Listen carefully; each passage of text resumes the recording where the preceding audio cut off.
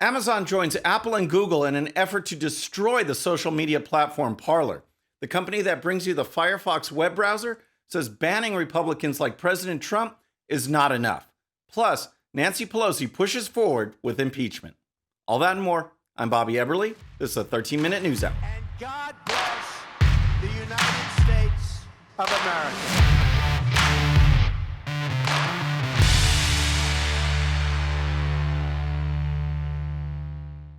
All right, friends, welcome to the show. Happy Monday. I hope you had a great weekend. If you're new to the show, thank you so much for tuning in. We're going to start with the big news about Parler because heading into the weekend, Twitter unleashed. They banned President Trump permanently from its platform, and it's like it opened the floodgates. It's all-out war on conservatives. And if you thought that Joe Biden or the media or the Democrats want unity, give me a break. Just look at what is happening now. So, Twitter banned President Trump, then Facebook and Instagram followed suit. He's gone from those platforms as well. And why? It's not like they need a reason. They never need an actual reason to ban conservatives. But what they said was that it was because President Trump tried to incite violence last week, even though in his speech, he called on the people at the rally to peacefully protest. That's what he directly said. Now contrast that with these Democrats. There needs to be unrest in the streets. That's Democrat Ayanna Pressley. Protesters should not let up, Kamala Harris. And of course, Maxine Waters, who said regarding conservatives just going about their business, you get out and you create a crowd and you push back on them.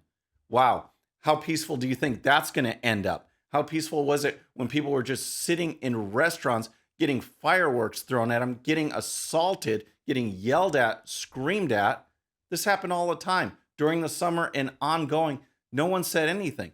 And bringing it back to social media, how many of these BLM protest events that devolved into riots and looting and vandalism and assaults and death, how many of those were planned events on platforms like Facebook?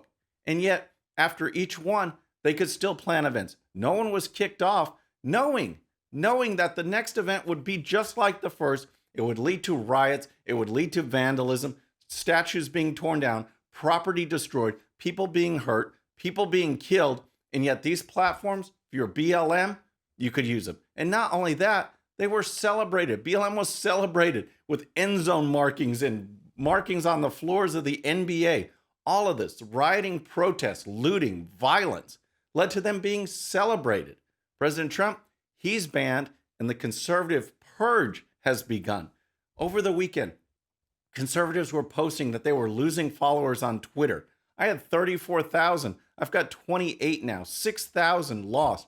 Other people, James Woods, 85,000. Now people can say, well, that's probably people leaving Twitter. But how many people actually, when they're going to leave, take the time to sign out and delete their account? Something is going on and it's very strange. But those who are leaving are going to places like Parler. I have an account there, Bobby Eberle 13, just like all my social media accounts.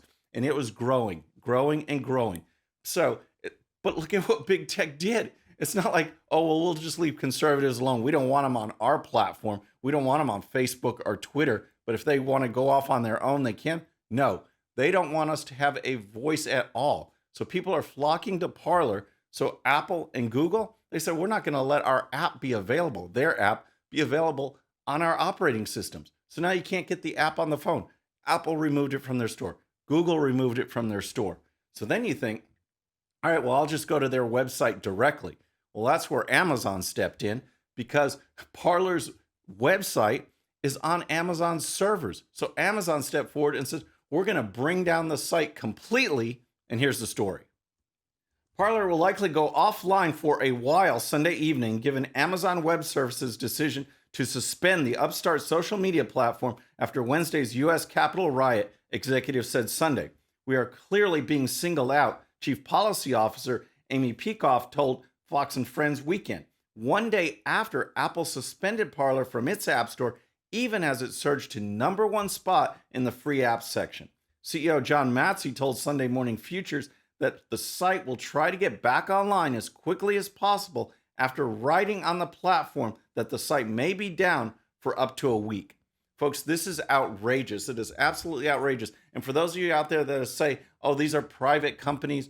They can do what they want. Well, a lot of them are publicly traded, but even so, these social media platforms enjoy government protections, federal protections under Section 230. That has to go. And if you're talking about private companies, what about all the private companies that are now forced to shut down because of COVID? Can they do whatever they want? And what about the bakeries that are out of business because they didn't want to serve people that violated their religious beliefs? Yet the courts, the government told them, you have to serve everybody. Yet Facebook and Twitter and all of these other social media platforms don't have to serve everybody. What about the consistency here, folks? It seems like there's a standard for conservatives and there's a standard for the left, and that's not right. So next, let's talk about the Mozilla Foundation, the company that brings you the Firefox web browser. But first, if you're new to the show or haven't subscribed yet, please subscribe, and when you do, please hit that bell so you'll be notified. We're making our push for 150,000 subscribers, and we can do it with your help. All right, so the company that brings you the Firefox web browser, they posted recently saying it's not enough to just kick people off their platform. They need to do more, and it's about policing the internet and tamping down and eliminating free speech. That's what they want to do. That's the end goal. It's the left-wing narrative and nothing else. Here's what they put on Twitter. This week, we saw the culmination of a 4-year disinformation campaign orchestrated by the president. We have to acknowledge how the internet was misused to get here, and we have to change it.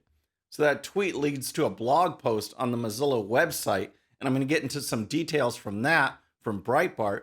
But look at what they said, a 4-year disinformation campaign, which they don't mention Russia collusion or Ukraine or the ongoing efforts from the FBI, the left, the Democrats, the media to bring down the president with false information.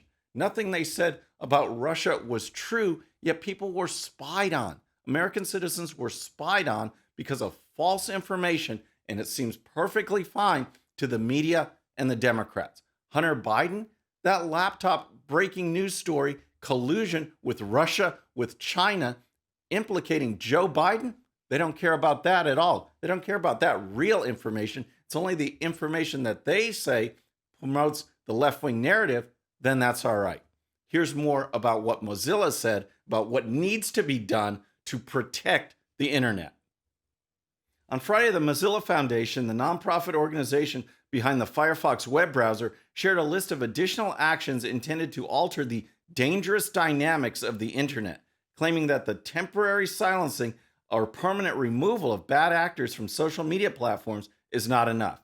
The attached article, penned by Mozilla Chairman Mitchell Baker, and which appears on the Mozilla Foundation site's blog, claims that rampant use of the internet to foment violence and hate and reinforce white supremacy is about more than any one personality. So yeah, of course they got to throw white supremacy in there because that's what's dominating the headlines. That's what conservatives are all about. It's just outrageous. President Trump lifted everybody up. He got more minority support than any Republican in the last 60 years. But yet they got to throw white supremacy out there. Here are their list of ideas for protecting the internet. Reveal who is paying for advertisements, how much they are paying, and who is being targeted. Commit to meaningful transparency of platform algorithms so we know how and what content is being amplified, to whom, and the associated impact. Turn on by default the tools to amplify factual voices over disinformation. Work with independent researchers to facilitate in-depth studies of the platform's impact on people and our societies and what we can do to improve things. Wow. Dig into those words and you should be awake. You shouldn't need your morning coffee. Dig into those words and you see nonstop surveillance while on social media.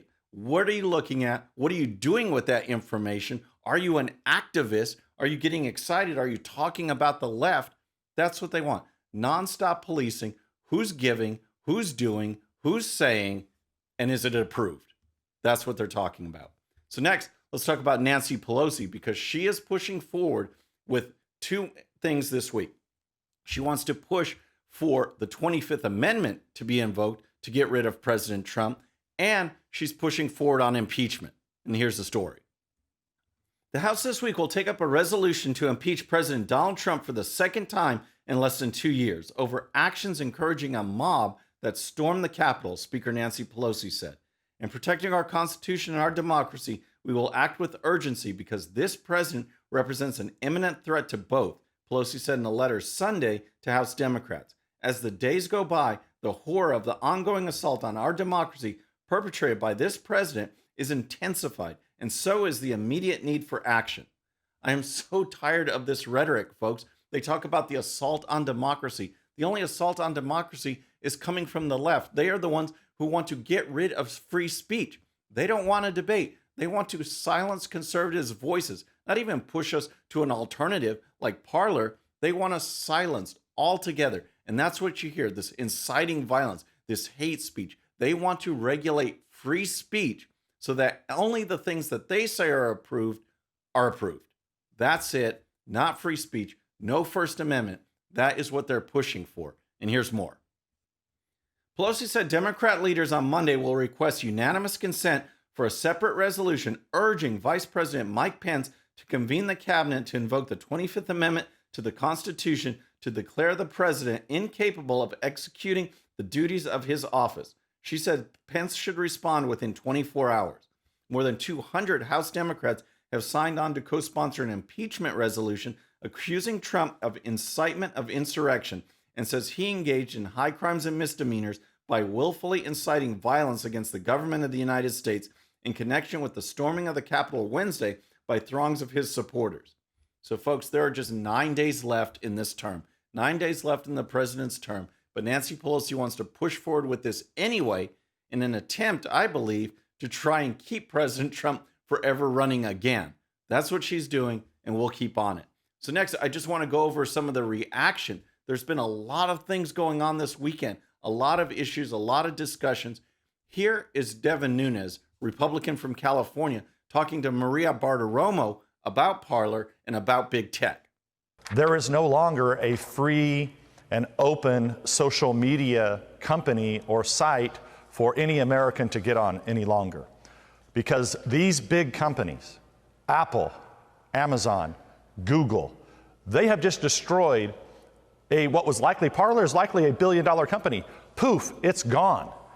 Yep, gone. Parler is gone. It'll likely, hopefully be back. They can find another web hosting service, but these are people's jobs. This is a company. This is losing other affiliates right now because they're afraid of Amazon and Google and Apple. This is what is going on. Devin Nunes says these big tech companies should be gone after to the full extent of the law. I don't know where the hell the Department of Justice is at right now, or the FBI. This is clearly a violation of antitrust, civil rights, the RICO statute. There should be a racketeering investigation on all the people that coordinated this attack on not only a company, but on all of those like us, like me, like you, Maria. I have 3 million followers on Parler. Tonight, I will no longer be able to communicate with those people. Where's the DOJ? That's a good question. It doesn't seem like they're doing anything. Something needs to be done because now, like I said, it's the floodgates are open and big tech will only get stronger, more emboldened. The entire left will be more emboldened to completely silence conservatives from here on out. That's what their goal is. We need to fight back now. Next, I want to talk about Senator Josh Hawley because he had a book coming out from Simon & Schuster dealing with big tech, dealing with social media, and it was canceled. They canceled it late last week, and here is the statement from the publisher.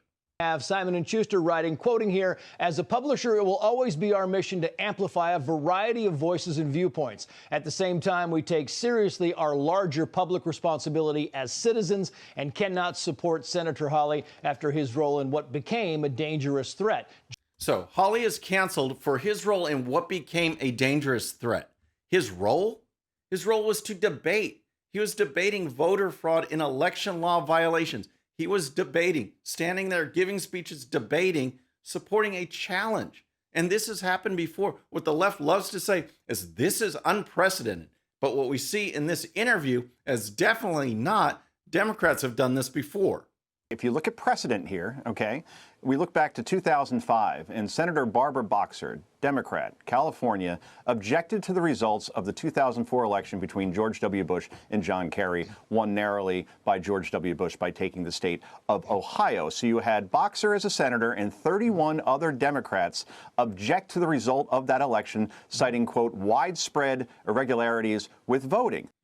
Wow. So in 2005, with a close presidential election, all coming down to Ohio, where Ohio was contested, there was allegations of voter fraud. The Democrats stepped forward and challenged those results. That's okay. They can do that, even though it sounds very similar to 2020, except in the scope. This is much, much bigger, but President Trump was the key figure. And the media, the Democrats, big tech, they hate him with such a passion. They're going to do anything to bring him down. Yet these Democrats challenged the results. That was okay. We challenge the results, and it's assault on democracy. It is so biased, so one-sided, and no one calls them out on it. It is so frustrating. And guess what? After this, you know what happened with Barbara Boxer? She got a book deal. She got a book deal out of it. And Josh Hawley, his is canceled. Folks, that's our show for today. I hope you enjoyed it. Please subscribe, and when you do, please hit that bell so you'll be notified, and we'll see you next time. I'm Bobby Eberle. This is a 13-minute news hour.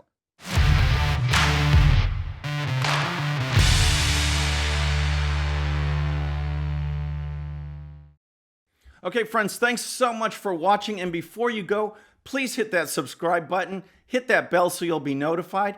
And here's a special video just for you so you can watch even more of the 13-minute news hour. And don't forget to check out GOPUSA.com for the best in conservative news and commentary. We'll see you next time.